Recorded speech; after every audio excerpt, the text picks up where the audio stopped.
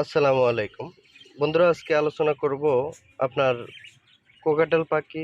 দীর্ঘদিন আপনি বাসায় পালন করতেছেন, কিন্তু আপনার পাখিগুলো ডিম পাড়তেছে না। এটা কেন, কি কারণে? আজকে আমি অনেকগুলা টপিক লিস্ট করেছি। এই টপিকের উপর আপনাদেরকে কিছু সাজেশন দেওয়ার চেষ্টা করব। সম্পূর্ণ ভিডিওতে যদি আপনারা থাকেন তাহলে কিছু একটা বুঝতে পারবেন। মাঝখান থেকে টেনে টেনে দেখলে হয়তো বা কিছু বুঝতে পারবেন না, পরবর্তীতে বলবেন যে ভাই এই সমস্যাটা তো হলো না। তো আশা করি সম্পূর্ণ ভিডিওর সাথে থাকবেন। ভালো লাগলে একটি লাইক দিবেন, পরবর্তী ভিডিও পাওয়ার জন্য চ্যানেলটাকে সাবস্ক্রাইব করে রাখবেন। তো আমরা এখন পুরো আলোচনা করব যে কোন সমস্যার কারণে এইসব সমস্যাগুলো হয়ে থাকে। সমস্যা আলোচনা করতে গেলে অনেকগুলো সমস্যা বের হয়ে আসে। তো প্রথমে আমরা যখন কোকাটেল কিনে নিয়ে আসি, তাদের সঠিক বয়স আছে কি না এটা কিন্তু নির্ধারণ করতে হয়। আমরা যদি সঠিক বয়সটা নির্ধারণ করতে না পারি, সেক্ষেত্রে তো কোকাটেল ডিম পারবে না। আর যদি সঠিকভাবে তাদেরকে আমরা জোড়া না দিতে পারি, তাও তারা ডিম পারবে না। দেখা যাচ্ছে সঠিকভাবে জোড়াটা কি? সঠিকভাবে জোড়াটা বলতেছে হয়তোবা মেলের বয়স কম, ফিমেলের বয়স বেশি, আর নাহলে ফিমেলের বয়স কম, মেলের বয়স বেশি। এরকম কিছু যদি দিয়ে আপনি জোড়া দেন, দুই ধরনের পাখি দিয়ে, সেক্ষেত্রে এই ডিম না পারার সমস্যাটা একটু বেশি হয়ে থাকতে পারে। তো আমি আপনাদেরকে প্রথমেই বলবো যে আপনারা পাখি কিনবেন, কোনো একজন ভালো বিডারের কাছ থেকে পাখি কিনবেন, এবং কি কোনো খামারের কাছ থেকে যায় পাখি কিনবেন। যে দোকানদারেরও ভালো দেয়, তারা যে খারাপ দেয় তাও না, কিন্তু সব দোকানদার এক হয় না, আর সব খামারিও এক হয় না। এখন আমি ধরে নিলাম আপনার পাখি বয়সও ঠিক আছে, পাখি জোড়া দেওয়ার প্রসেসও ঠিক আছে, সব কিছুই ঠিক আছে, তারপর আপনার পাখি কেন ডিম দিচ্ছে না? সেক্ষেত্রে হতে পারে আপনার পাখির যে টপিকগুলো আমি লিস্ট করছি, এগুলো আমি আপনাদেরকে আস্তে আস্তে বলি। যেমন আপনি যদি আপনার পাখিকে ভালো মানের কিছু সিড মিক্স না দেন, সেক্ষেত্রে কোকাটেলের ভালো মানের সিড মিক্স না দিলে তারা ডিম পারবে না, বাচ্চা তুলবে না, এবং কি যদি আপনি ময়লাযুক্ত খাবার দেন তাহলে তাদের সমস্যা হতে পারে, পাঙ্গার যুক্ত সমস্যা। তো এই ভালো মানের কিছু সিড মিক্স যদি আপনি তাদেরকে খাওয়ান, তাহলে আশা করি তাদের ডিম পাড়ার লক্ষণটা থাকবে।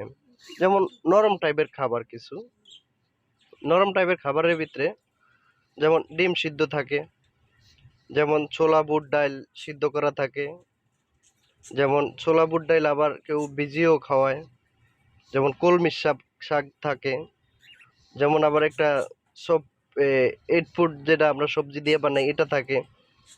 এরকম ধরনের খাবার আপনি আপনার এই কোকাটেলকে প্রতি সপ্তাহে 2 দিন 3 দিন করে দিতে হবে। সেক্ষেত্রে আপনার পাখির শরীর স্বাস্থ্য ঠিক থাকবে, তখনই তারা ডিম পারবে। এছাড়া তাদের ডিম পাড়ার লক্ষণ আসবে না। আর যদিও আসে, দেখা যায় ওই সব ডিমের থেকে কোনো প্রকারের বাচ্চা বের হবে না, বা ডিমগুলো ফার্টাইল হবে না। তার পরবর্তীতে যেটি আমি রাখছি, মেডিসিন। অনেকে আছে মেডিসিন বলতে কি জিনিস তারা চিনেও না।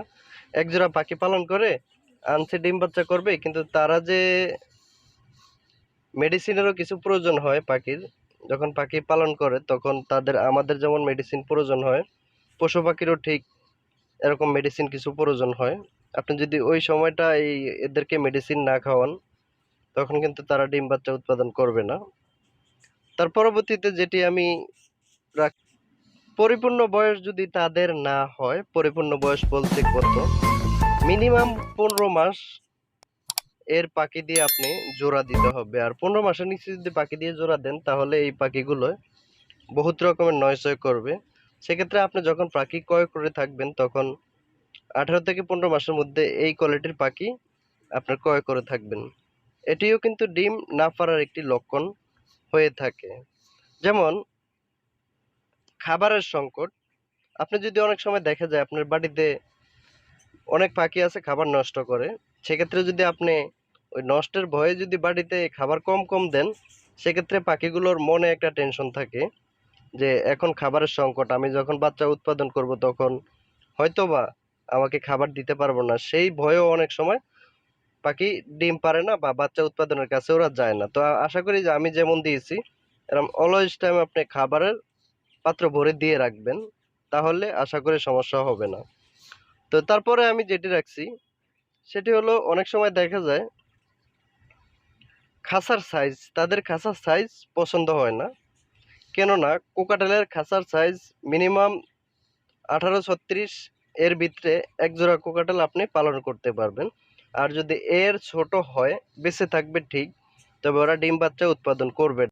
ডিম না পারার আরও কিছু বিশেষ কারণ আমার হাতে রয়ে গেছে, তো এখন আস্তে আস্তে এগুলো বলতে থাকি।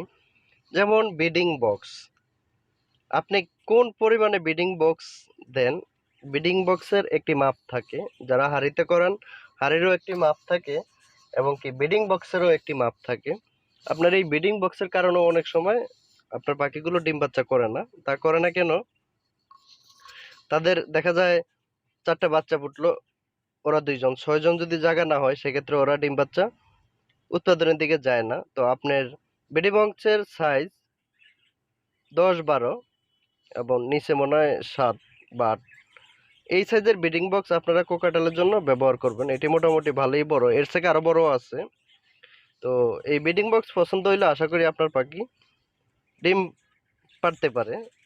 তারপরে অনেক সময় দেখা যায় আমরা যখন কোনো শপের থেকে পাখি কিনে নিয়ে আসি, ও খাঁচা সহকার, ওই খাঁচার ভিতরে ডিফল্ট ভাবে একটা প্লাস্টিকের লাঠি দেওয়া থাকে।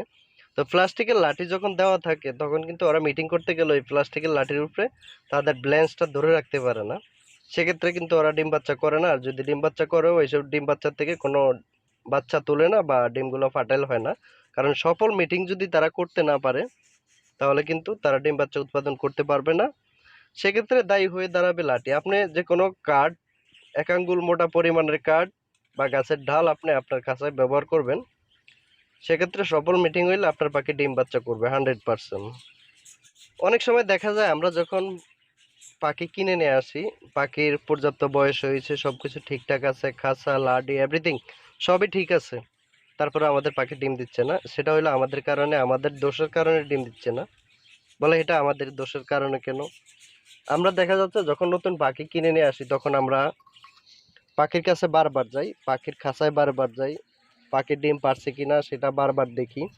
আর এই সমস্যাটা যদি আমাদের ভিতরে হয়ে থাকে বা থাকে, তাহলে আমরা কিন্তু পাখি থেকে ডিম বাচ্চা নিতে পারবো না। এটাই হলো আমাদের বৈশিষ্ট্য। দেখা যায় আমরা আজকে পাখি আনছি, কালকে ডিম পারবো, এরকম কিছু আমরা ভাবতে থাকি। তো পরবর্তীতে যেটি হলো, কুকুর বিড়ালের যদি আনাগোনা থাকে, কুকুর বিড়াল যদি আপনার বাসার আশেপাশে থাকে, তখন আপনার পাখিগুলো ডিম বাচ্চা করবে না। আর সেক্ষেত্রে এর জন্য আমরা যদি তাদেরকে ঠিকমতো পরিবেশ না দিতে পারি, তাহলে তারা ডিম বাচ্চা করবে না। তো বন্ধুরা, আজকে আপনাদেরকে অনেকগুলো টিপস দেওয়ার চেষ্টা করলাম। ভিডিওটা ভালো লাগে থাকলে একটি লাইক দিবেন। পরবর্তী ভিডিও পাওয়ার জন্য চ্যানেলটাকে সাবস্ক্রাইব করে রাখবেন। আল্লাহ হাফেজ।